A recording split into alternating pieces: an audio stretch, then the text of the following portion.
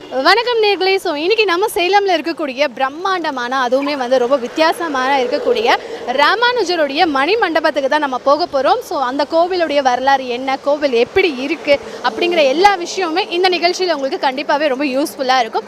And நம்ம ராமானுஜர் மணி மண்டபத்துக்கு போகக்கூடிய வழி அப்படின்னு கேட்டிங்க அப்படின்னா உங்களுக்கு ஸோ இது சேலம் பைபாஸ் அப்படின்னு நம்ம சொல்லுவோம். மெயினான ஒரு ரூட்டு. இந்த பக்கம் போனீங்க அப்படின்னா உங்களுக்கு ஆத்தூர் அண்ட் சென்னை போகிற ரூட்டும், இந்த பக்கம் போனீங்க அப்படின்னா சில்நாயக்கப்பட்டி பைபாஸ் போகக்கூடிய ரூட்லேருந்து அப்படியே எருமாபாளையம் இருக்கக்கூடிய இந்த ஊருக்குள்ளே தான் நம்மளுடைய ராமானுஜருடைய மணி மண்டபம் இருக்குது. ஸோ இந்த ரூட் அப்படியே நீங்கள் பார்த்துருப்பீங்க அப்படின்னு நினைக்கிறேன். ஸோ இப்போ நம்ம கோவிலுக்குள்ளே போயிட்டு என்ன மாதிரியான சிறப்பம்சங்கள் எல்லாமே இருக்குது, எப்படி இருக்குது அப்படிங்கிறத உங்கள் கூட சேர்ந்து நானுமே என்ஜாய் பண்ணி பார்க்க போகிறேன். ஸோ வாங்க போகலாம்.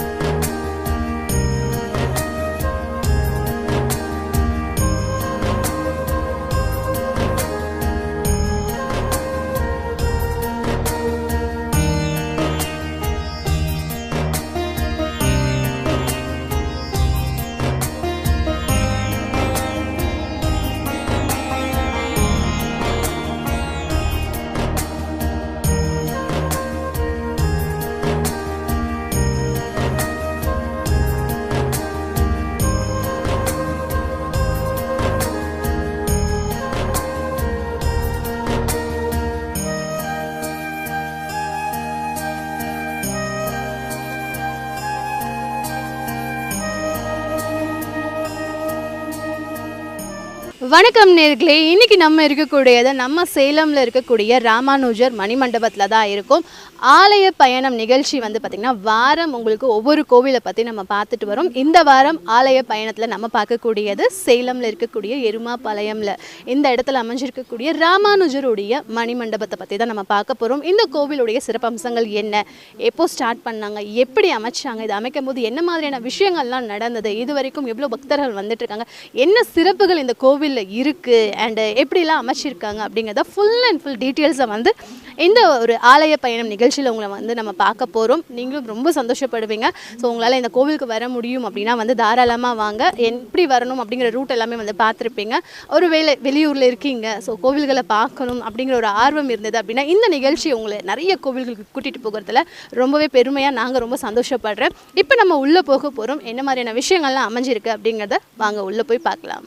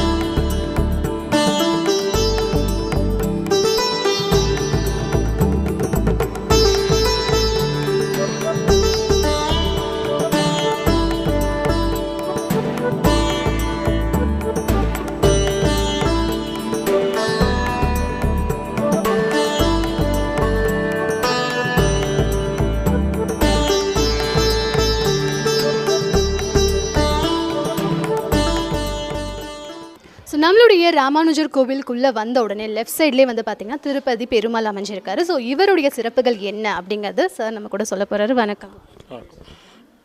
ஸ்ரீரங்க மங்களநிதிம் கருணாநிதிபாசம் ஸ்ரீ வெங்கடாத்ரி சிகராலய காலமேகம் ஸ்ரீ ஹஸ்திசைல சிகரோஜ்ஜல பாரிஜாதம் ஸ்ரீசம் நமாமி சிரசா யதுசைல தீபம் ஸ்ரீயப்பதியான எம்பெருமான் திருவேங்கடமுடையான் கலியுக பிரத்யட்சமான கண்கண்ட தெய்வமான திருவேங்கடமுடையான் பெருமாள் சந்நிதியில் பகவத் ராமானுஜருடைய 1000வது ஆண்டுக்காக 1017 ராமானுஜர் அவதரிச்சிருக்கார். 2017 இவருடைய 1000வது ஆண்டுக்காக இங்கே மணிமண்டபம். இங்கே மணிமண்டபத்தில் பகவத் ராமானுஜர் வாழ்ந்த காலத்தில் ஒரு மனிதனுடைய ஆயுள் 120 வருடம். அந்த 120 வருடம் பகவத் ராமானுஜர் பூர்ணமாக வாழ்ந்திருக்கார். தான் வாழ்ந்த அந்த 120 வருடம் காலத்தில் ஸ்ரீரங்கம், காஞ்சிபுரம், திருப்பதி, மேல்கோட்டை இந்த 4 திவ்ய தேசம் கோவில்களுக்கும் சென்று பெருமாள்கிட்ட நிறைய தொண்டுகள் கைங்கறி எல்லாம் புரிஞ்சு பெருமாள்கிட்ட நேரடியாக பிரத்யட்சமாக பேசியிருக்கார். அந்த வகையில் இந்த 4 பெருமாள் சன்னதிகள் இந்த பகவத் ராமானுஜரை சுற்றி எழுந்தருளி சேவை சாதிக்கிறார். இந்த பகவத் ராமானுஜர் 4 சன்னதியில் ஈசான்யமுக்கு இந்த பகவத் ராமானுஜர் சன்னதியில் திருவேங்கடமுடையான் பெருமாள் சன்னதியில் புஷ்ப மண்டபம்னு சொல்லுவாள். தியாக மண்டபம், புஷ்ப மண்டபம், போக மண்டபம், ஞான மண்டபம்னு 4 மண்டபங்கள். அதில் புஷ்ப மண்டபம்னு சொல்லக்கூடிய இந்த திருவேங்கடமுடையான் பெருமாள் சன்னதியில் ராமானுஜர் வாழ்ந்த காலத்தில் இந்த பெருமாளுக்கு சங்கு சக்கரம் ராமானுஜரே கொடுத்து பெருமாளுக்கே ஆச்சாரியனாக இருக்கார். எதுக்காக இந்த ராமானுஜர் பெருமாளுக்கு சங்கு சக்கரம் கொடுத்துருக்கார் அப்படின்னு பார்த்தோன்னா, அந்த ஊர் ராஜாவூர் திருப்பதி திருவேங்கடமுடையான் பெருமாள் சன்னதியில் அந்த ஊர் ராஜாவுக்கு ஒரு சமயம் போர் வந்தது. அந்த போரில் அந்த ஊர் ராஜா நான் வெற்றி அடையணும் அப்படிங்கிறதுக்காக பெருமாள்கிட்ட வந்து பிரார்த்தனை பண்ணார். பெருமாளும் தான் வைத்து கொண்டிருந்த சங்கு சக்கரங்களை அந்த ராஜாவிடம் கொடுத்து, ராஜா இந்த சங்கு சக்கரத்தை வைத்து கொண்டு நீ யுத்தம் புரிவாய், உனக்கு வெற்றி கிடைக்கும்னு பெருமாள் சொல்ல, அந்த ராஜாவும் அந்த சங்கு சக்கரங்களை வைத்து கொண்டு யுத்தத்தை புரிஞ்சால் ராஜாவுக்கு வெற்றியும் கிடைத்தது. நாளடைவில் ராஜா பெருமாள் சங்கு சக்கரம் இல்லாமல் அபயஹஸ்தமும் கடிஹஸ்தத்தோடு இருந்தார். நாளடைவில் இருந்ததுனால அங்கே இருக்கக்கூடிய சுவாமிகள்லாம் என்ன பண்ணிட்டார்னா, இவர் பெருமாள் கிடையாது, இவர் பத்ரகாளியன் ஸ்வரூபம், சிவன் ஸ்வரூபம், காளியன் ஸ்வரூபம்னு சொல்லி அவரவர்களுடைய தேவதைகளை சொல்ல ஆரம்பிச்சிட்டோம். அப்போ ராமானுஜர் அவதார காலத்தில் ராமானுஜர் திருமலைக்கு எழுந்தருளினார். அப்போ எழுந்தருளும் போது ராமானுஜர்கிட்ட இந்த தர்க்கம் பேசினான். தர்க்கத்தை சொன்ன உடனே ராமானுஜர் சொன்னார், பெருமாளுடைய வலது கையிலும் இடது கையிலும் நாகாபரணம் இருக்குது. இந்த நாகாபரணம் வந்து பெருமாள் ஒருத்தர் தான் சாத்திக்குவார், இவர் திருவேங்கடமுடையான் பெருமாள் ஸ்ரீமன் நாராயணன் சொன்னான். அங்கே இருக்கிறவ யாரும் ஒத்துக்கலை. சரி, உங்களுக்கெல்லாம் ஒரு வார்த்தை சொல்கிறேன் அடியேன்னு சொல்லி ராமானுஜர் சொன்னார், நீங்கள் காளியின் சுரூபம், பத்ரகாளியின் சிவன் சுரூபம், சுப்பிரமணியம் சிவன் சுரூபம்னு சொல்கிறேன். அந்தந்த தெய்வங்களுக்கு உண்டான ஆயுதங்கள்லாம் எடுத்துகிட்டு வந்து அர்த்த மண்டபத்தில் வச்சுருங்க. நைட்டு ஏகாந்த சேவை பள்ளியறை பூஜை முடிஞ்ச உடனே சன்னதியை திருக்காப்பு சாத்திடலாம். மறுநாள் காலையில் அந்த சன்னதி சுப்பிரபாதம் முடிஞ்சோடனே பெருமாள் விஸ்வரூப நேரத்தில் அந்த பெருமாள் எந்த சாமியோ அந்த தெய்வத்துக்கு உண்டான ஆயுதங்களை எடுத்துகிட்டு பெருமாள் தரிசனம் கொடுக்கட்டும், சுவாமி தரிசனம் கொடுக்கட்டும்னு சொன்னால் அங்கே இருக்கவே எல்லாரும் ஒத்துண்டான். எல்லாரும் அவங்கவுங்களுக்கு உண்டான கத்தி, சூலாயுதம், ஹல, முசலம் போன்ற ஆயுதங்கள்லாம் கொண்டு வந்து இந்த அர்த்த மண்டபத்துடைய வாசலை கொண்டு வந்து வைத்துட்டு ராமானுஜருடைய சார்பாக பெருமாளுக்கு சங்கு சக்கரங்களை கொண்டு வந்து ராமானுஜர் பெருமாளை பிரார்த்தனை பண்ணிவிட்டு அந்த அர்த்த மண்டபத்தில் கீழே வைத்துட்டு நைட்டு ஏகாந்த சேவை பள்ளியார பூஜை முடிஞ்ச உடனே சன்னதி திருக்காப்பு சாத்திட்டு பூட்டிட்டு வெளியே மகா துவாரமும் சன்னதி சாத்திட்டு எல்லோரும் போயிட்டான். ராமானுஜனுடைய மடத்தில் போய் தூங்கியிருந்தார். மடத்தில் போய் தான் உறங்கியிருக்கும் பொழுது பெருமாள் ராமானுஜருடைய சொப்பனத்தில், அதாவது கனவுல எழுந்தருளி, ஓய் ராமானுஜரே என்ன தூங்கியிருக்கீர் வாரும் அப்படின்னு சொல்லி ராமானுஜரை பெருமாள் அழைக்கிறார் மடத்தில். இவர் வந்து ஆதிசேஷனுடைய அவதாரம்னால அங்கேருந்து மனிதனாக வர முடியல. அதனால் என்ன பண்ணார்னா, இவர் ஆதிசேஷனாகவே மாறுறார். பாம்பாகவே மாறி அங்கேருந்து பாம்பாக ஊறி அப்படியே சன்னதிக்குள்ளே வர்றார். சன்னதிக்குள்ளே வந்தோடனே மகா துவாரம் இருக்குது. அந்த ராஜகோபுரத்துடைய வாசலில் ஒரு சின்ன துவாரம், ஒரு ஓட்டை. இந்த ஓட்டை வழியாக உள்ளார வந்துடுறார். உள்ளார வந்தோடனே கர்ப்பகிரகம் துவாரபாலையிட்ட வர்றார். கர்ப்பகிரகத்தில் கொஞ்சம் கூட கேப்பே இல்லை. சரி, கேப் இல்லையே, எங்கே போகிறது அப்படின்னு சொல்லி பார்த்தார். அப்படியே பிரதட்சணமாக வரும்போது அந்த எல்லா சன்னதிலையும் இங்கே சேவிக்கலாம். அபிஷேகம் பண்ணாக்கா அந்த அபிஷேக ஜலம் அந்த சன்னதிக்கு வலதுபுறமோ இடதுபுறமோ வெளியே வரும். அந்த அபிஷேக ஜலம் வரக்கூடிய அந்த பீடத்தினுடைய பேர் வந்து, அந்த கல்லினுடைய பேர் பார்த்திங்கன்னா கோமுகன்னு பேர். அந்த கோமுகத்தில் ஒரு ஓட்டை இருந்தது. அந்த துவாரம் வழியாக உள்ளார வந்தார். அர்த்த மண்டபத்தில் வந்துட்டு சுவாமி அடியேன் வந்திருக்கேன்னு சொல்லி இப்படி நமஸ்காரம் பண்ணிட்டு தலையை கொஞ்சம் நின்னார். அப்போ திருவேங்கடமுடையான் பெருமாள் சொன்னார், ராமானுஜரை என்ன பார்த்துட்டு இருக்கீர், அந்த சங்கு சக்கரம் எடுத்து என் தோல் மேலே சாத்தும் அப்படின்னு சொல்லி திருவேங்கடமுடையான் சொல்ல, சுவாமி அடியேன் சிறுவன், நான் வந்து உங்களுக்கு சங்கு சக்கரம் சாத்துறதா அப்படின்னா, நான் சொல்ல நீ சாத்தும் போய் அப்படின்னு பெருமாள் சொல்கிறார். அதற்கு ராமானுஜர் பெருமாளுடைய ஆజ్ఞையை ஏற்றுக்கொண்டு சங்கு சக்கரங்களை எடுத்து பெருமாளுடைய தோளில் சங்கு சக்கரம் ராமானுஜர் சாத்திட்டு அடியேன் உத்தரவு வாங்கிக்கணும்னு சொல்லி வந்த வழியாகவே தன்னுடைய மடத்தில் போய் உறங்கிட்டார். மறுநாள் காலையில் சுப்பிரபாதம் தோமாலெல்லாம் சுப்பிரபாதம் முடிஞ்ச உடனே பெருமாளுக்கு நவநீத ஆரத்தி நடக்கும் பொழுது பெருமாள் சங்கு சக்கரத்தோடு பெருமாள் சேவை சாதித்தார். அதனால் பெருமாளுக்கே சங்கு சக்கரம் கொடுத்ததுனால பெருமாளுக்கு ஆச்சாரிய சுரூபத்தில் திருமலையில் ஏழிருக்கார். எல்லா சன்னதிலையும் ராமானுஜர் அஞ்சலி ஹஸ்தத்தோடு எழுந்தருள் இருப்பார். ஆனால் திருவேங்கடமுடியான் பெருமாள் சன்னதியில் மட்டும் ஆச்சாரிய சுரூபத்தில் எழுந்தருள் இருக்கார். எதுக்காக ஆச்சாரிய சுரூபத்தில் எழுந்தருள் இருக்காருன்னா சங்கு சக்கரம் யார் கொடுப்பார்? பெருமாள் சிஷ்யனுக்கு கொடுப்பார், ஆச்சாரியன் சிஷ்யனுக்கு கொடுப்பார். இங்கே பெருமாளுக்கே சங்கு சக்கரம் ஆச்சாரியர் கொடுத்ததுனால பெருமாளுக்கு ஆச்சாரிய ஸ்தானத்தில் ராமானுஜர் திருமலையில் பாஷ்யக்காரராக எழுந்தருளியிருக்கார்.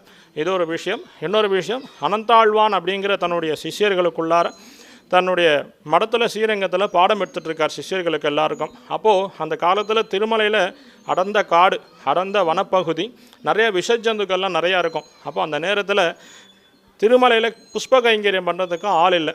யாரும் அங்கே நான் நிறையா திருமலைக்கு வரமாட்டான், பெருமாளை கைங்கரியம் பண்ண யாரும் வரமாட்டான். அப்போது அந்த நேரத்தில் திருமலையிலேருந்து ஸ்ரீரங்கத்துக்கு வந்து ராமானுஜர் மாதிரி காலக்ஷேபம் எடுத்துகிட்ருக்கார், அவர் பாடம் எடுத்துகிட்ருக்கார். அவர்கிட்ட போய் சொன்னால் யாரோ கைங்கரியத்துக்கு 2 பேர் அனுப்புவான்னு சொல்லி திருவேங்கடமுடியான் சன்னிதியிலேருந்து ராமானுஜர் வந்து சுவாமி இந்த மாதிரி திருமலைக்கு புஷ்ப கைங்கரியம் பண்ணுறதுக்கு ஆள் வேணும்னு சொல்லி கேட்க ராமானுஜர் பார்த்து அதனுடைய சிஷ்யர்கள் கோஷ்டியில் யாரேனும் திருமலைக்கு கைங்கரியத்துக்கு போவார் உண்டோ அப்படின்னு சொல்லி கேட்குறார். யாரும் முன்வர மாட்டேங்கிறார். மறுபடியும் இன்னொரு தடவை கேட்குறார். மறுபடியும் இன்னொரு தடவை கேட்ட உடனே அடியேன் வரேன்னு சொல்லி ஒரு சிஷ்யன் ஏந்திச்சு நிற்கிறார். இவ்வளோ பெரிய இத்தனை பேர் சிஷ்யர்கள் இருக்கார், 100கணக்கான சிஷ்யர்கள் இருக்கார், யாரும் ஏந்திச்சு நிற்க மாட்டேங்கிறார். நீர் ஒருத்தர் மட்டும் நின்று தைரியமாக போகிறேன்னு சொல்கிறேன். அதனால் அவருடைய பேர் அனந்தன்னு பேர் இருந்தது. நீரே ஆண்மகன், அதனால் அனந்தாழ்வான்னு சொல்லி அவருக்கு திருநாமம் சாத்தி அவர் திருமலைக்கு கைங்கரியத்தை புஷ்ப கைங்கரியத்துக்காக அனுப்பியிருந்தார். அப்போ அங்கே போய் புஷ்ப கைங்கரியம் செய்யும் பொழுது அவருடைய மனைவி ஆண்டாள், அவர் கர்ப்பமாக இருந்தார். 2 பேரும் அங்கே திருமலையில் இருக்கக்கூடிய பெருமாளுக்கு வலதுபுறத்தில் இன்றைக்கி திருமலைக்கு தரிசனத்துக்கு போகிறோம். நாம் பெருமாளுக்கு சகச தீப அலங்காரம் நடக்கும். அந்த மாட வீதியில் நேராக லாஸ்ட்டு போனோன்னா அனந்தாழ்வார் தோட்டம்னு இருக்குது. அந்த இடத்துல போயிட்டு மரங்கள் செடிகள் எல்லாம் எடுத்துட்டு அந்த இடத்துல நிலத்தை உழுது அந்த நிலத்தில் இருக்கக்கூடிய பூச்செடியை நடுவதற்காக அந்த நிலத்தை உழுகிறார். அங்கே உழும் பொழுது அந்த மண்ணை எடுத்து ஒரு சட்டியில் தலைமையில் சுமந்து இங்கேருந்து கொஞ்சம் தூரம் ஒரு 100 மீட்டர் அந்த பக்கம் கொண்டு போய் அந்த மண்ணெல்லாம் கொட்டுற. அப்போ கொட்டும்போது பெருமாளும் திருவேங்கடமுடியான் பெருமாளும் தாயாரும் பேசிக்கிறார். இவ்வளோ பெரிய அடர்ந்த வனப்பகுதியில் யாருமே வரக்கூடிய விஷஜந்துக்கள் நிறைந்திருக்கக்கூடிய இந்த வனப்பகுதியில் அனந்தாழ்வான் அப்படிங்கிற ஒரு சிஷ்யன் வந்திருக்கான், அவர் நம்ம பரிசோதித்து பார்க்கணும், அவரை டெஸ்ட் பண்ணி பார்க்கணும்னு சொல்லி பெருமாள் தாயாரும் ஒரு வேடு வச்சு வேஷத்தில் வந்து நமக்கு அந்த தொண்டில் கைங்கரியம் கொடுங்கன்னு சொல்லி கேட்குறான். அப்போ கேட்கும் பொழுது நம்ம இந்த தொண்டு கைங்கரியம் யாரும் கொடுக்க மாட்டோம், நாமளே செய்வோம்னு சொல்லி 2 பேரும் சொல்கிறான். மறுபடியும் 2 தடவை 3 தடவை வந்து கேட்கும் பொழுது சொன்னால் கேட்க மாட்டீர்களா அப்படின்னு சொல்லி அனந்தாழ்வான் தான் வைத்திருக்கக்கூடிய கர்ப்பாடை எடுத்துகிட்டு அந்த வேடுவன் வேஷத்தில் இருக்கக்கூடிய பெருமாளை துரத்திட்டு போகிறார். அவர் துரத்திட்டு போகும்போது என்ன பண்ணுறார் பெருமாள், எல்லாமே எப்போவுமே பெருமாள் சன்னதியில் போனால் ரைட் சைட்லேருந்து அப்படியே பிரதட்சணமாக வலதுபுறமாக வருவார். ஆனால் அன்னைக்குன்னு பார்த்து அந்த பெருமாள் என்ன பண்ணிட்டார்னா வேடுவன் வேஷத்தில் இருக்கக்கூடிய பெருமாள் ரிபேஸில் போயிட்டார். ரிபேஸில் அப்பிரதட்சணமாக சுற்றிட்டு மேலே கோயிலுக்குள்ளே போய் மறைஞ்சிட்டார். பெருமாள்கிட்ட போய் மறையிறார். அவரை கர்ப்பாடை எடுத்துகிட்டு துரத்திட்டு போகிறார் அந்த அனந்தாழ்வார். துரத்திட்டு போகும்பொழுது நேராக கோயிலுக்குள்ளே போய் கோயிலுக்குள்ளே வேறு போறியா அப்படின்னு சொன்ன உடனே பெருமாள் அனந்தாழ்வார் என்ன பண்ணிட்டார், தான் கையில் வைத்து இருக்கக்கூடிய கர்ப்பாடையை தூக்கி வீசிட்டார். அந்த பெருமாள் அந்த வேடுவன் வேஷத்தில் இருக்கார், அந்த வேடுவன் மேலே வீசிட்டார். அந்த பெருமாள் வேடுவன் இப்படி திரும்பி பார்த்த உடனே தன்னுடைய தாடையில் அந்த கர்ப்பாடை விழுந்து கர்ப்பாலை கீழே விழுந்தது, தாடையிலேருந்து ரத்தமாக வந்தது. அந்த தாயாரும் பெருமாளும் வேடுவன் வேடு வச்சு வந்தார்.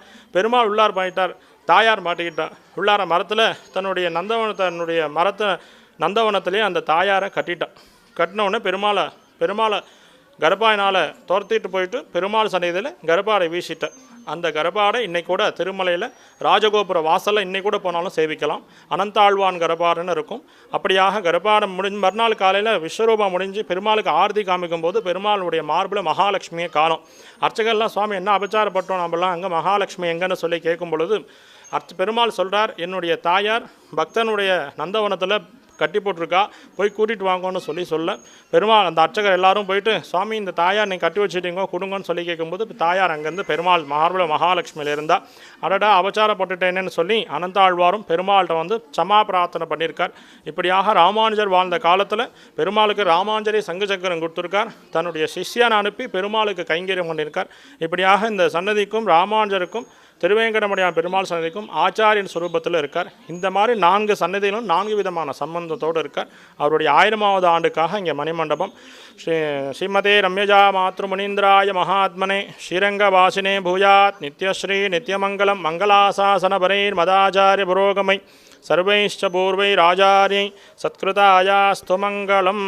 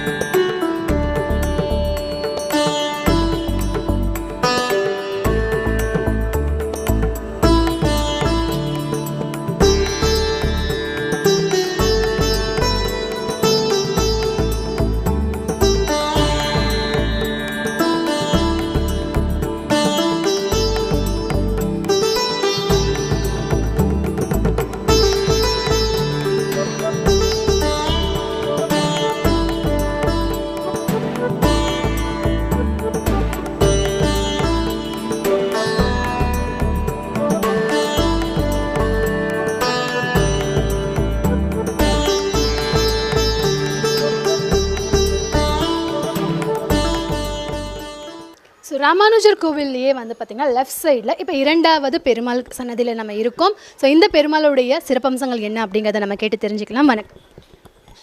ஓம் ஸ்ரீரங்க மங்களநிதிம் கருணாநிவாசம் ஸ்ரீ வெங்கடாத்ரிசிகராலய காலமேகம் ஸ்ரீ ஹஸ்திசைரசிகரோஜ்வல பாரிஜாதம் ஸ்ரீசம் நமாமி சிரசா யதுசைலதீபம். ஸ்ரீமதே ராமானுஜாய நமஹ. சுவாமி ராமானுஜர் மணிமண்டபத்தில் பார்த்தோம்னா ஸ்ரீ கோவில் திருமலை பெருமாள் கோவில் திருநாராயணபுரம் சொல்லி 4 சன்னதிகள் இருக்கிறது.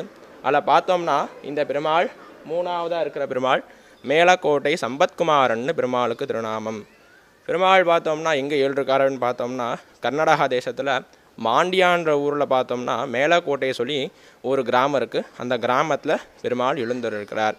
இந்த பெருமாளுக்கும் ராமானுஜருக்கும் என்ன ஒரு இதுன்னு பார்த்தோம்னா இந்த பெருமாள் மூலவருக்கு சம்பத்குமாரன்னு திருநாமம், உச்சவருக்கு செல்லப்பிள்ளை செல்வநாராயண பெருமாள்னு திருநாமம். சுவாமி ராமானுஜரோட ஸ்ரீரங்கத்தில் வாழ்ந்திருக்கும் பொழுது பார்த்தோம்னா கிருமிகண்ட சோழன் சொல்லி ஒரு ராஜா, அந்த ராஜாவோட ராமானுஜர் தொல்லை தாங்க முடியாமல் ராமானுஜர் பார்த்தோம்னா அந்த மறைஞ்சி வாழலான்னு சொல்லி மேல்நாட்டுக்கு ஹொய்சால தேசத்துக்கு சுவாமி ராமானுஜர் எழுறார். அப்படி சுவாமி ராமானுஜர் ஹொய்சால தேசம் அதாவது கர்நாடக தேசத்துக்கு போய் கொஞ்ச நாள் வாசம் செய்கிறார். அப்படி வாசம் செய்யும் பொழுது பார்த்தோம்னா ராமானுஜருக்கு திருமண் கட்டிகள்லாம் ஆயிடுச்சு. ராமானுஜருக்கு திருமண் போகிறதுக்கு திருமண் கட்டிகள் இல்லை. பெருமாள்கிட்ட போய் சேவிக்கிறார். பெருமாளே எங்கே திருமண் கட்டிகள் இருக்கிறதோ தேவரையர் கொண்டு வந்து கொடுங்கன்னு சொல்லி பெருமாள்கிட்ட ராமானுஜர் சேவிக்கிறார். அன்னைக்கு இரவு ராமானுஜரோட சொப்பனத்தில் பெருமாள் எழுந்தருள சொல்கிறார், ராமானுஜரே நீர் கீழே தொண்டனூரில் இருக்கீர், இன்னும் கொஞ்சம் மேலே வாரும் என்னோடய சன்னதி இருக்கிறது, அங்கே கல்யாணி புஷ்கரணி இருக்கிறது, அந்த நதிக்கரையில் தான் நிறைய திருமண் கட்டிகள் இருக்கிறது, இன்னும் கொஞ்சம் மேலே வாரும், நான் ஒரு இடத்துல புதஞ்சி கிடக்கிறேன், நீர் தான் என்னை வெளியெடுக்கணும்னு சொல்லி சுவாமி ராமானுஜரோட கனவுல பெருமாள் வந்து சொப்பனத்தில் வந்து ராமானுஜர் கனவுல வந்து சொல்கிறார். அடுத்த நாள் காலையில் பார்த்தோம்னா சுவாமி ராமானுஜர் பார்த்தோம்னா அந்த மலை மேலே பார்க்குறார். ஆனால் பார்த்தோம்னா அந்த மலை பார்த்தோம்னா புதர் மண்டி கிடக்குது. அங்கே இருக்கிற பொதுமக்கள்கிட்ட கேட்டோம்னா ஊர் மக்கள்கிட்ட போய் ராமானுஜர் கேட்குறார், இந்த மாதிரி மேலே ஒரு சன்னதி இருக்கிறது, அந்த சன்னதி பார்த்தோம்னா பாலஞ்சி இருக்கிறது, இந்த மலைக்கு போகிறது ரொம்ப சிரமம்னு சொல்கிறார். ராமானுஜர் பார்த்தோம்னா அந்த ஊர் ராஜாவை போய் பார்க்குறார். அந்த ஊர் ராஜாவை பார்த்து ஒரு ஹெல்ப் கேட்குறார். அந்த ராஜாவை தன்னோட சிஷ்யனாக்கி விட்டுமர்தன்னு திருநாமம் சுட்டுறார் ராமானுஜர். ராமானுஜர் திருநாமம் சுட்டி இந்த மாதிரி மேலே மலையில் பெருமாள் ஏழுருக்கார், அவரை பெருமாள் புதஞ்சிருக்கிறார், அந்த பெருமாளை மேலே ஏழை பண்ணணும்னு சொல்லி அந்த ராஜாட்ட சொல்கிறார். அந்த ராஜாவும் ராமானுஜருக்கு உதவி செய்கிறார். அந்த மலைக்கு போகிறதுக்கான பாதையை ராமானுஜருக்கு அந்த ராஜா பார்த்தோம்னா அமைச்சு கொடுக்குறார். ராமானுஜர் பார்த்தோம்னா அந்த மலைக்கு மேலே போகிறார். போன உடனே பார்த்தோம்னா அந்த ஊரோட புஷ்கரணி இருக்கிறது. அந்த புஷ்கரணிக்கு கல்யாணி புஷ்கரணின்னு திருநாமம். அந்த கல்யாணி புஷ்கரணிக்கு கொஞ்சம் தூரம் அங்கே கிட்டேயே பார்த்தோம்னா நிறைய திருமண் கட்டிகள் இருக்குது. ராமானுஜர் பார்த்தோம்னா அந்த திருமணம் எடுத்து திருமண் போட்டுக்கிறார். இன்னும் கொஞ்சம் தூரம் போகிறார். போனோடனே கோவில் சன்னதி வந்துடுச்சு. அந்த சன்னதி போய் பார்த்தோம்னா ரொம்ப பாலடைஞ்சு கிடக்கிறது. அந்த பாலடைஞ்சு கிடக்கிற சன்னதிக்குள்ளே போய் பார்க்குறார். எல்லாமே பார்த்தோம்னா தரமட்டம் ஆகிறதுக்கு முன்னாடி ஒரு சின்ன சின்ன தூண் இருக்கணும் பார்த்தீங்களா, அந்த மாதிரி எல்லாமே இருக்கிறது. ஆனால் பார்த்தோம்னா ராமானுஜர் பிரதட்சணை வரும்பொழுது பக்கத்தில் பார்க்குறார், ஒரு மாமரம் இருக்குது. அந்த மாமரத்துக்கு கீழே ஒரு புத்து இருக்குது. அந்த மாமரத்தை நின்று ஒரு கிளி கூடுது. என்ன சொல்கிறதுன்னா, அந்த கிளி இந்த இடத்துல தான் பெருமாள் உதஞ்சி இருக்கிறார் சொல்லி ராமானுஜருக்கு காட்டி கொடுக்குறது. ராமானுஜர் அதை தெரிஞ்சுட்டு அந்த ராஜாட்ட சொல்லி அந்த புத்தை இடிக்கிறார். புத்தை இடித்த உடனே பெருமாள் மூலவர் இருக்கார். அந்த பெருமாளை மேலே ராமானுஜர் கூட்டு வந்துடுறார். மேலே ஏழை பண்ணுற திருநக்ஷம் பார்த்திங்கன்னா தை மாதம் புனர்பூஷ நட்சத்திரத்தில் அந்த பெருமாளை மேலே ஏழை பண்ணுறார். ராமானுஜர் இந்த சன்னதியெல்லாம் பார்த்திங்கன்னா புனருத்தாரணம் பண்ணி பெருமாளுக்கு மூலவருக்கு சம்பத்குமாரன்னு திருநாமம் சூட்டி சம்பரோக்ஷம் பண்ணிடுறார். இப்போ மூலவர் கிடச்சிட்டார். உற்சவரை பார்த்தோம்னா உற்சவரை காணும். உற்சவர் எங்கே இருக்காருன்னு சொல்லி பார்த்தோம்னா அந்த ஊர் மக்கள்கிட்ட ராமானுஜர் போய் கேட்குறார். இந்த மாதிரி இந்த கோவில் பார்த்தோம்னா என்ன ஆச்சுன்னு கேட்கும்பொழுது தான் ராமானுஜருக்கு தெரிய வருது, இந்த மாதிரி டெல்லியில் இருக்கிற எம்மோடு ராயன் சொல்லி ஒரு ராஜா தான் பார்த்தோம்னா இந்த சன்னதியை முஸ்லீம் இனப்பெருக்கத்தின் போது பார்த்தோம்னா இந்த சன்னதியை இடிச்சிட்டு எல்லாம் சின்னாபண்ணம் பண்ணிட்டு போயிடுறார். அப்படியே பார்த்தோம்னா உற்சவர பெருமாளை பார்த்தோம்னா கொள்ளையடிச்சிட்டு போயிடுறார் அந்த ராஜா. ராமானுஜர் இதை தெரிஞ்சுட்டு டெல்லியில் வரைக்கும் ராமானுஜர் நடந்து போகிறார். நடந்து போய் அந்த ராஜாட்ட இந்த மாதிரி எங்களோட பெருமாளை நீர் தான் உங்ககிட்ட தான் இருக்கிறது, நீங்கள் கொடுத்துருங்கன்னு சொல்லி ராமானுஜர் கேட்குறார். கேட்கும் பொழுது அந்த ராஜா அந்த எம்மோடு ராஜன் அந்த டெல்லி ராஜா பார்த்தோம்னா ராமானுஜரை பார்த்த உடனே அவரோட திருமுகத்தை பார்த்த உடனே பார்த்தோம்னா இவர் ஒரு பெரிய மகான் மாதிரி தெரிகிறது. ஆகையினால இவர் கேட்குறது நம்மகிட்ட இருந்தால் கொடுத்தணும்னு சொல்லி அந்த ராஜா நினைக்கிறார். இங்கே நீங்கள் தேடி வந்தது எங்ககிட்ட இருந்தால் நாங்கள் கண்டிப்பாக கொடுத்துட்றோம் அப்படின்னு சொல்லி அந்த ராஜா சொல்கிறார். ராஜா பார்த்தோம்னா இந்த கஜானா திறந்து உங்களது எந்த பெருமாள் இருக்கிறதோ நீங்கள் எடுத்துகிட்டு போகலாம் அப்படின்னு சொல்லிடுறார். ராமானுஜர் போய் பார்க்குறார். உழவை பார்த்தோம்னா பெருமாளை காணும். இதர தெய்வங்கள் எல்லாமே இருக்குது, பெருமாளை காணும். ராமானுஜர் ரொம்ப ஏமாற்றம் அடைஞ்சிடுறார். இந்த மாதிரி என்னடா நம்ம அங்கேருந்து இவ்வளோ தூரம் வந்தோமே, இங்கே பெருமாளோட எதுவுமே கிடைக்கலையேன்னு சொல்லி ராமானுஜர் ரொம்ப வருத்தமாக இருக்கிறார். அப்போ தான் பார்த்தோம்னா ராஜாவோட மந்திரி சொல்கிறார், ராஜா இந்த மாதிரி அந்த பெருமாளோட விக்கிரகம் உங்களோட பொண்ணு கையில் இருக்கிறது, உங்களோட பொண்ணு தான் வச்சு விளையாடிட்டு இருக்கா அப்படின்னு சொல்லி ராஜாவோட மந்திரி சொல்கிறார். ராமானுஜரும் உங்களோட இளவரசி பொண்ணை நாங்கள் பார்க்கணும் அப்படின்னு சொல்கிறார். ராஜா சொல்கிறார், சரி வாங்க போகலாம் அப்படின்னு சொல்லி இளவரசியோட அறைக்கு போகிறாங்க. போகும்பொழுது பார்த்தோம்னா அந்த ராஜா ஒரு கண்டிஷன் சொல்கிறார், இந்த மாதிரி எங்களோட அந்தரங்கப்புறம் அந்த அறைக்குள்ளே நீங்கள் எதுவும் வரக்கூடாது, நீங்கள் உங்களோட பெருமாளாக இருந்தாலும் சரி நீங்கள் வெளியிலே கூப்பிடுங்க, உங்கள் பெருமாள் வந்தால் அழைச்சிட்டு போங்கன்னு சொல்லி அந்த ராஜா சொல்லிடுறார். ராமானுஜர் போய் பார்க்குறார். அந்த அறைக்கு முன்னாடி நின்று பார்க்குறார். முன்னாடி பார்க்கும்பொழுது பார்த்தோம்னா ஒரு மெத்த மேலே இளவரசி இருக்கா. அந்த இளவரசியோட மடியில் அந்த பெருமாளை வச்சு விளையாடிட்டு இருக்கா. இதுதான் ராமானுஜர் பார்த்தோன்னே இதுதான் எங்கள் பெருமாள், இந்த பெருமாளை கொடுத்துருங்கன்றார். அந்த ராஜா சொல்கிறார், இது உங்களோட பெருமாளாக இருந்தாலும் சரி நீங்கள் வெளியே கூப்பிடுங்கோ, உங்கள் பெருமாளை வந்தால் நீங்கள் அழைச்சிட்டு போங்கன்றார். ராமானுஜர் உட்காந்து ஓடிவாரா செல்லப்பிள்ளை, ஓடிவாரா செல்லப்பிள்ளை, ஓடிவாரா செல்லப்பிள்ளைன்னு 3 வாட்டி கூப்பிட்றார். அந்த பொண்ணு மடியில் இருந்த பெருமாள் விக்கிரகம் அப்படியே குழந்தையா ரூபம் மாதிரி ஓடி வந்து ராமானுஜர் மடி மேலே உட்காந்துருச்சு. ராமானுஜர் மடி மேலே அந்த பெருமாள் உட்காந்த உடனே சிலாரூபம் ஆகிட்டார். ராமானுஜர் பார்த்தோம்னா ஓடிவாரா செல்லப்பிள்ளைன்னு கூப்பிட்றார். அப்பா ஸ்தானத்திலேருந்து தன்னோட பிள்ளையை கூப்பிட்றார். பிள்ளையை கூப்பிடும் பொழுது அந்த பெருமாள் ஓடி வந்து ராமானுஜர் மடி மேலே உட்காந்தனால பெருமாளுக்கு செல்லப்பிள்ளைன்னு திருநாமம். செல்லப்பிள்ளை செல்வ நாராயண பெருமாள், இப்போ பெருமாளுக்கு செல்வ நாராயண பெருமாள் அப்படின்னு சொல்லி திருநாமம். ராமானுஜர் இந்த பெருமாளை ஏழை பண்ணி ஊருக்கு அழைச்சிட்டு வரார். ஊருக்கு அழைச்சிட்டு வரும்பொழுது பார்த்தோம்னா அந்த இளவரசி பார்த்தோம்னா இந்த பெருமாளை விட்டு பிய்யறதுக்கு மனசு இல்லை. ஆகினால பார்த்தோம்னா அந்த ராஜாட்ட அப்பாட்ட சொல்லிடுற, அப்பா இந்த மாதிரி ராமானுஜர் அந்த பெருமாளை ஏழை பண்ணிட்டு கொண்டு போயிடுறார், நானும் பெருமாள் கூடயே போயிடுறேன் அப்படின்னு சொல்லி அந்த இளவரசியை சொல்லிவிட்டு ராமானுஜர் கூடயே வந்துடுறார். எல்லோரும் பார்த்தோம்னா கோவில் வரைக்கும் வந்துட்டா. கோவில் வரைக்கும் வந்த உடனே பெருமாள் உற்சவரை பிரதிஷ்டாபனம் பண்ணிட்டா. இந்த பொண்ணு நிற்கிறா. இந்த பொண்ணை என்ன பண்ணுன்னு ராமானுஜர் பெருமாளோட பக்தையாயிட்டா இந்த பொண்ணு. ஆகையினால பார்த்தோம்னா இந்த பொண்ணை சின்ன பொம்மையாக்கி பெருமாளோட பாதத்தில் சேர்த்துட்டார். பெருமாளோட பாதத்தில் பார்த்தோம்னா பிபி நாச்சியார் வரணந்தினி தாயார் சொல்லி இன்னமும் பெருமாளோட பாதத்தில் வாசம் செஞ்சிட்ருக்கார். மூலவருக்கு சம்பத்குமாரன்னு திருநாமம். பெருமாள் பாதத்தில் பார்த்தோம்னா பிபி நாச்சியார் வரணந்தினி தாயார் இருக்கார். பெருமாள் உற்சவருக்கு பார்த்தோம்னா செல்லப்பிள்ளை செல்வ நாராயண பெருமாள் அப்படின்னு திருநாமம். இப்போ பெருமாள் பார்த்திங்கன்னா பெருமாளுக்கு திருநாமம் செல்வ நாராயணன்னு திருநாமம். செலுவ நாராயணன் அப்படின்னா என்ன, அந்த கன்னடத்தில் என்ன பொருள்னு பார்த்தோம்னா செலுவ நாராயணன் அப்படின்னா ரொம்ப ரொம்ப அழகான பெருமாள்னு திருநாமம். ஆகையினால பார்த்தோம்னா செலுவ நாராயணன் உற்சவருக்கு திருநாமம். இந்த பெருமாள் சன்னதிக்கு பார்த்தோம்னா ஞான மண்டபம் அப்படின்னு சொல்லி ஒரு பேர். அதாவது பார்த்திங்கன்னா ஸ்ரீரங்கம் ரங்கநாதருக்கு பார்த்தோம்னா போக மண்டபம், காஞ்சி வரதராஜ பெருமாள் பார்த்தோம்னா தியாக மண்டபம், திருப்பதி வெங்கடாஜலபதி புஷ்ப மண்டபம். இந்த பெருமாளோட சன்னதிக்கு ஞான மண்டபம்னு பேர்.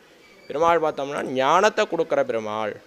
ராமானுஜர் பார்த்தோம்னா இந்த பெருமாளுக்கு 12 வருஷங்கள் கைங்கரியம் பண்ணியிருக்கார். ராமானுஜர் கைங்கரியம் பண்ணிட்டு ஸ்ரீரங்கத்துக்கு வந்து வைகுண்ட பிராப்தி அடைஞ்சிருக்கார். ராமானுஜர் பார்த்தோம்னா இங்கே தானுகந்த திருமேனியை ராமானுஜர் சேவை சாதிக்கிறார். ராமானுஜர் இந்த பெருமாளுக்கு 12 வருஷங்கள் கைங்கரியம் பண்ணியிருக்கார்.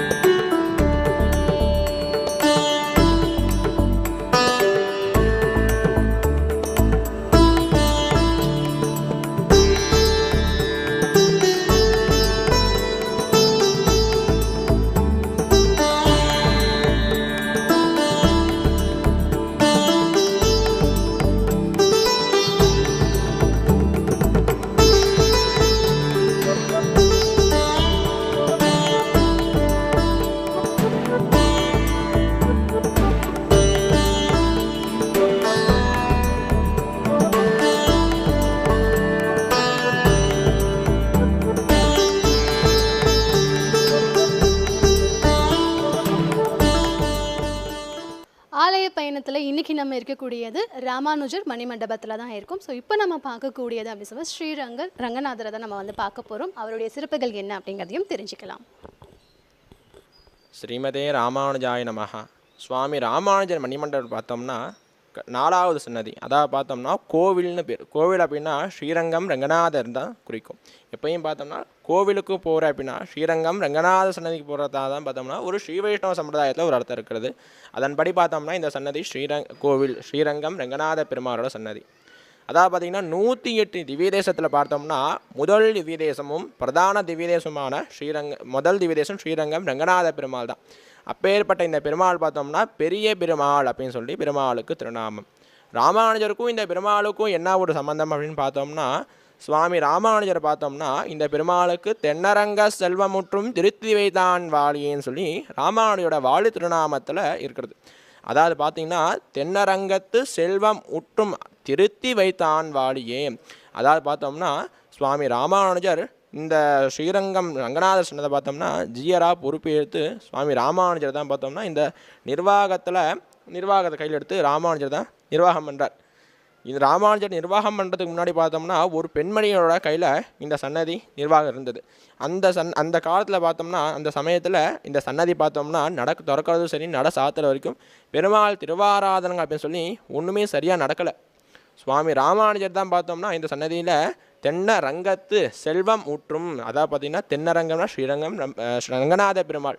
இந்த ஸ்ரீரங்கத்தோட செல்வமே பார்த்தோம்னா பெருமாளுக்கு பண்ணுற திருவாராதனங்கள் தான் செல்வங்கள். ராமானுஜர் பார்த்தோம்னா அதை எல்லாமே நிர்வாகத்தை கையில் எடுத்து இத்தனை மணிக்கு தான் திருவாராதனங்கள் ஆகணும், இத்தனை மணிக்கு தான் நடையை திறக்கணும், இத்தனை மணிக்கு தான் விஸ்வரூபம் ஆகணும்னு சொல்லி ராமானுஜர் அந்த காலத்தில் பார்த்தோம்னா எல்லாமே ராமானுஜர் நியமனம் பண்ணபடி இன்னமும் நடந்துகிட்ருக்கிறது.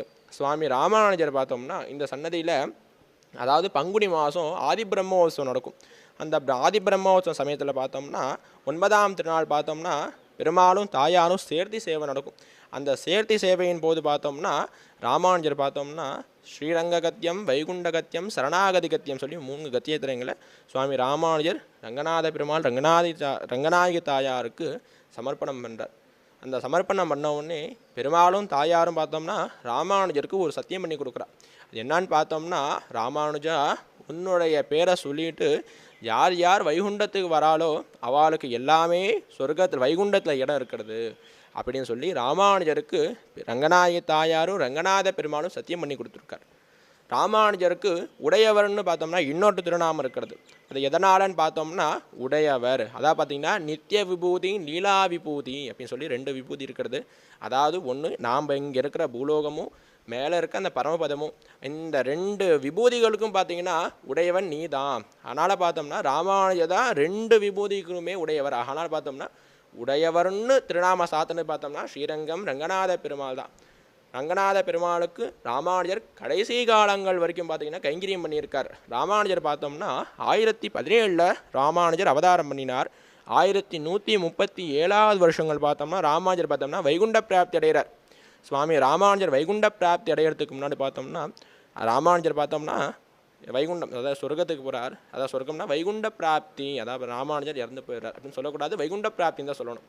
அப்படி போகும்போது பார்த்தோம்னா எல்லா சிஷ்யரும் சொல்கிறேன், இந்த மாதிரி நான் இப்போ வைகுண்ட பிராப்திக்கு போகிறேன், நான் வைகுண்டத்துக்கு போனோடனே யாரும் அழக்கூடாதுன்னு சொல்லி சிஷ்யர்கள் எல்லாத்துக்கும் சமாதானம் சொல்லிட்டு ராமானுஜர் சொர்க்க பிராப்திக்கு போகிறார். போன உடனே பார்த்தோம்னா அசரீரியா ஸ்ரீரங்கம் ரங்கநாத பெருமாள் பார்த்தோம்னா அசரீரியா வந்து சொல்கிறார், ராமானுஜரோட திருமேனி பூத உடலை எங்கேயுமே எடுத்துகிட்டு போகக்கூடாது. ஸ்ரீரங்கம் சன்னதியில் 5வது பிரகாரத்தில் ராமானுஜரை திருப்பள்ளிப்படுத்தணும் அப்படின்னு சொல்லி ஸ்ரீரங்கம் ரங்கநாத பெருமாளே அசரீரியா வந்து சொல்கிறார். ரங்கநாதரே ஒரு ஆணையிடுறார், இந்த மாதிரி ராமானுஜரோட திருமேனி எங்கும் எடுத்துகிட்டு போகக்கூடாது அப்படின்னு சொல்லி ரங்கநாதரோட ஆணைப்படி இன்னும் அந்த அப்போ பார்த்தோம்னா ராமானுஜரோட திருமேனியை ஸ்ரீரங்கம் கோவிலில் 5வது பிரகாரத்திலே பார்த்தோம்னா திருப்பள்ளிப்படுத்திருக்கார். தானான திருமேனியாக ராமானுஜர் எழுதிருக்கார். இன்றைக்கி போனாலும் சரி ராமானுஜரோட பூத உடல் திருமேனியை பார்த்தோம்னா ஸ்ரீரங்கம் ரங்கநாதர் சன்னதியில் 5வது பிரகாரத்தில் இன்னுமே சேவிக்கலாம். ராமானுஜர் பார்த்தோம்னா 120 வருஷங்கள் இந்த பூலத்தில் வாழ்ந்திருக்கார். ஆனால் அங்கேருந்து வைகுண்டத்துலேருந்து கிளம்பி ஆதிசேஷனாக அங்கேருந்து கிளம்பி இங்கே வரும்பொழுது பார்த்தோம்னா பெருமாள்கிட்ட சொல்கிறார், நான் 200 வருஷங்கள் இந்த பூ உலகத்தில் வாழ்கிறதா சொல்கிறார். ஆனால் ராமானுஜர் பார்த்தோம்னா 120 வருஷங்களாக தான் வாழ்கிறார். ராமானுஜர் மறுபடியும் வைகுண்டத்துக்கு போனோடனே பெருமாள் கேட்குறார், ராமானுஜரே நீர் போகும்போது என்கிட்ட 200 வருஷம் வாழ்றதா நீர் சொன்னீர், ஆனால் 80 வருஷங்கள் தான் நீர் வாழ்ந்தீர் அப்படின்னு சொல்கிறார். அப்போது ஆதிசேஷன் சொல்கிறார், நான் 120 வருஷங்கள் ராமானுஜர் அவதாரம் பண்ணி வாழ்ந்தேன். அடுத்தது ராமானுஜரோட புனர் அவதாரமாக மணவாள மாமுனிகளை அவதாரம் பண்ணுறேன்னு சொல்லி அந்த ஆதிசேஷன் சொல்கிறார். மறுபடியும் ராமானுஜர் புனரவதாரமாக 80 வருஷங்கள் மணவாள மாமுனிகளை அவதாரம் பண்ணி 80 வருஷங்கள் வாழ்ந்திருக்கார். இந்த மணவாள மாமுனிகள் பார்த்தோம்னா சன்னதியில் இங்கே இடதுபுறமாக இருக்கிறது. இந்த மணவாள மாமுனிகள்கிட்ட ஸ்ரீரங்கம் ரங்கநாத பெருமாள் பார்த்தோம்னா அதாவது பூலோக வைகுண்டம் அப்படின்னு சொல்லி இந்த கோவிலுக்கு ஒரு பேர். அதாவது பார்த்தோம்னா வைகுண்டத்தில் எந்தெந்த உற்சவம் நடக்குமே எல்லா உற்சவமும் இந்த சன்னதியில் நடக்கும். ஒரு வருஷத்துக்கே பார்த்தோம்னா டெய்லி நித்தமும் ஒரு உற்சவங்கள் நடந்துகிட்டே இருக்கும். அப்பேற்பட்ட அந்த ரங்கநாதன் பார்த்தோம்னா என்ன பண்ணுறான்னா ஒரு வருஷத்துக்கு அந்த உற்சவத்தை எல்லாமே நிறுத்திட்டு இந்த மணவாள மாமுனிகள்கிட்ட சிஷ்யனாக போய் சேர்ந்துடுறார். இந்த மணவாள மாமுனிகள் சிஷ்யனாக போய் சேர்ந்து 1 வருட காலங்கள் பார்த்தோம்னா பெருமாள்கிட்ட மணவாள மாமுனிகள்கிட்ட போய் பாடம் படிச்சிடுறார். சுவாமி ராமானுஜர் மணவாள மாமுனிகா 80 வருஷம் வாழ்ந்திருக்கார். மொத்தமாக பூ உலகத்தில் பார்த்தோம்னா ஆதிசேஷன் 200 வருஷங்களாக வாழ்ந்துட்டு ராமானுஜர் 120 வருஷங்களாகவும் மணவாள மாமுனிகள் 80 வருஷமாக வாழ்ந்து 200 வருஷங்கள் வாழ்ந்து மறுபடியும் ஆதிசேஷன் பார்த்தோம்னா வைகுண்டத்துக்கே போயிருக்காரு சொல்லி இந்த ஸ்தல வரலாறு சொல்கிறது.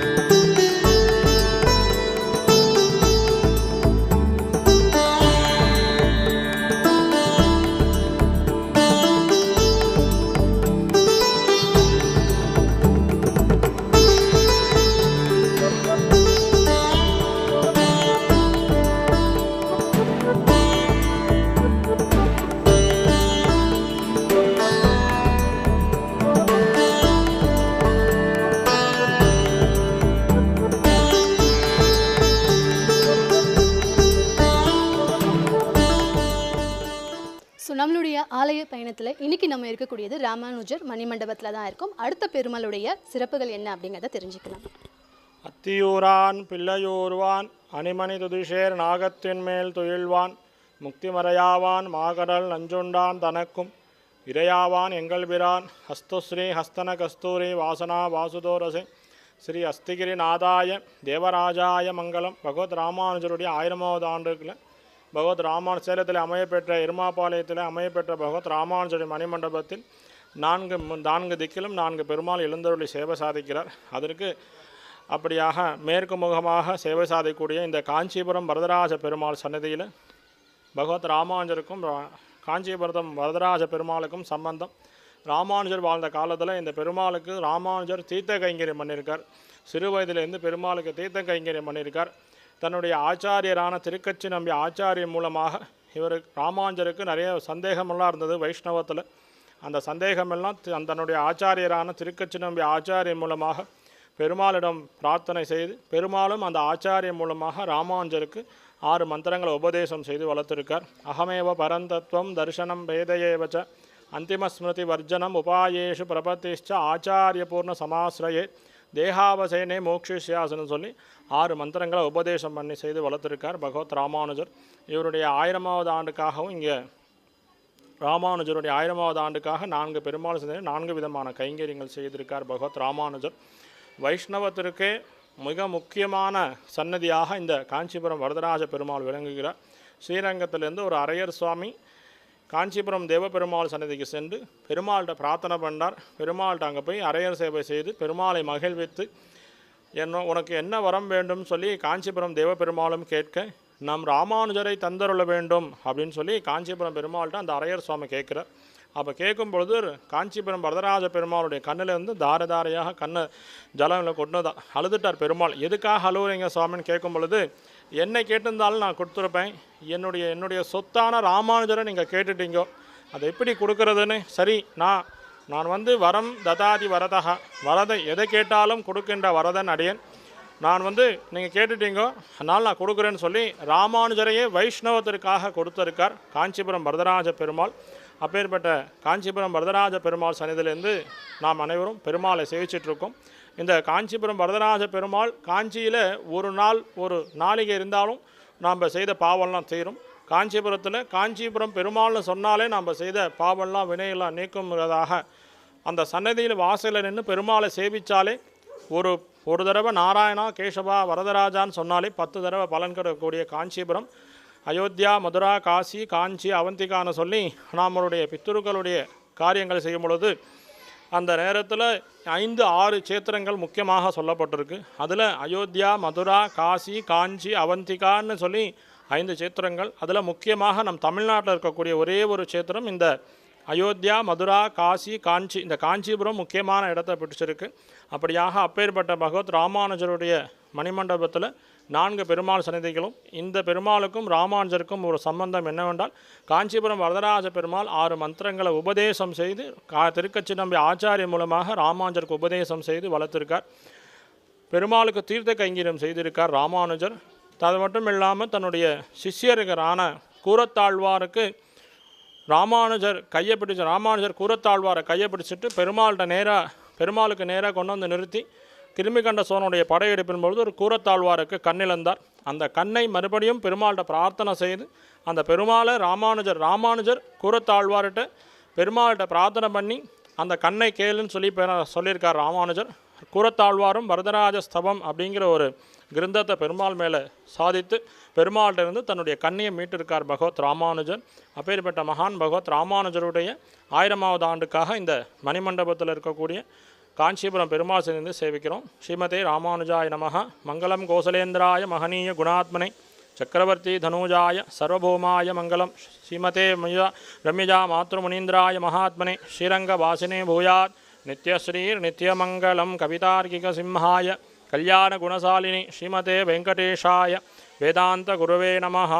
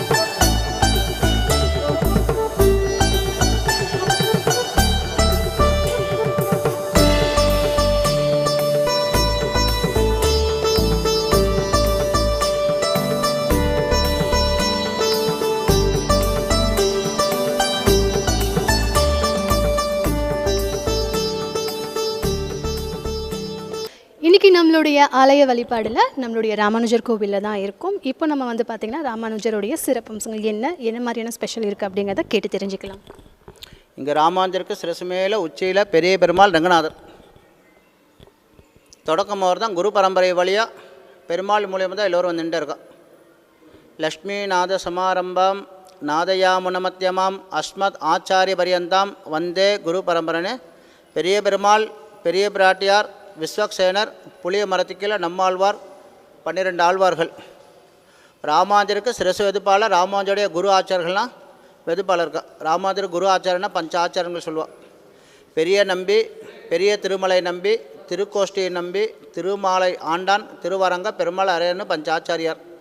இங்கே குரு பரம்பரையாக குறிக்கிறனால நாதமுனிகள், உய்யக்கொண்டான், மணக்கால் நம்பி, ஆளவந்தார், பெரிய நம்பி, திருக்கோஷ் நம்பி, திருவரங்க பெருமாள் அரைன்னு 7 ஆச்சாரம் இருந்திருக்கா.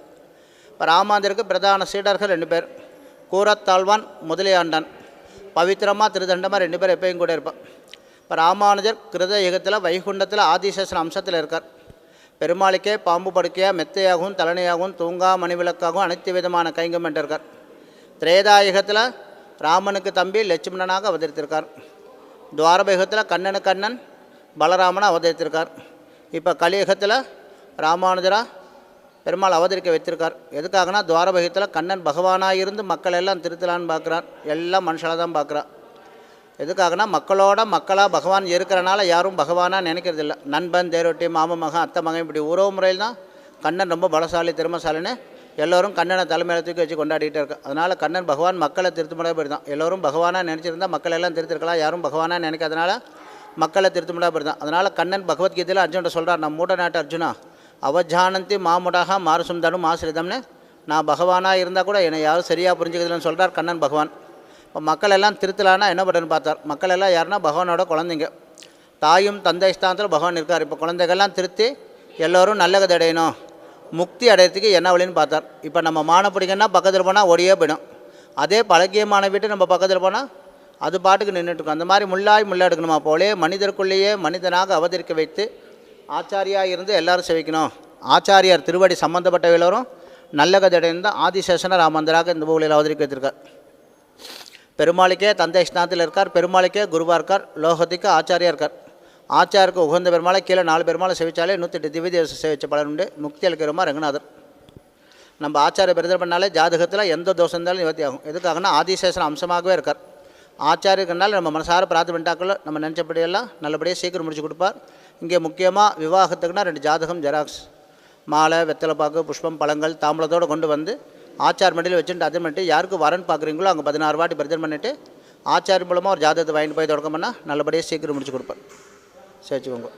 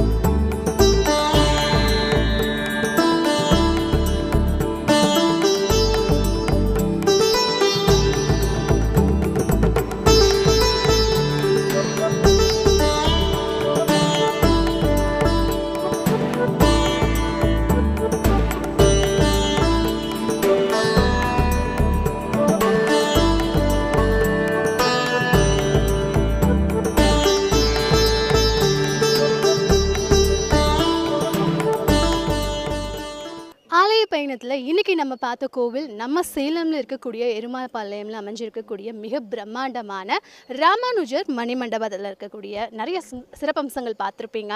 ஸோ 4 பக்கமும் 4 விதமாக இருக்கக்கூடிய பெருமாள். ஸோ பெருமாளுக்கும் ராமானுஜருக்கும் என்ன சம்பந்தம், அதோடைய வரலாறு என்ன, ராமானுஜர் கோவில் எதுக்காக இங்கே அமைச்சாங்க அப்படிங்கிற எல்லா விதமான சிறப்புகளுமே வந்துட்டு கேட்டிருப்பீங்க. ஸோ கோவிலுக்கு வர முடியலை அப்படின்னாலும் இங்கே இருக்கக்கூடியவர்களுடைய அந்த வழிபாடுகள் சிறப்புகள் எல்லாமே வந்து கேட்கும்போது ரொம்பவே அற்புதமாக அற்புதமாக இருந்திருக்கும் அப்படின்னு நினைக்கிறேன். வீட்டில் இருந்தே தரிசனம் செய்கிறதுக்கும் வீட்டில் இருந்தே நம்மளுடைய ராமானுஜரத்தை மட்டும் இல்லாமல் பெருமாளையுமே வந்து பார்த்து ரொம்ப சிறப்பான தரிசனம் பண்ணியிருப்பீங்க.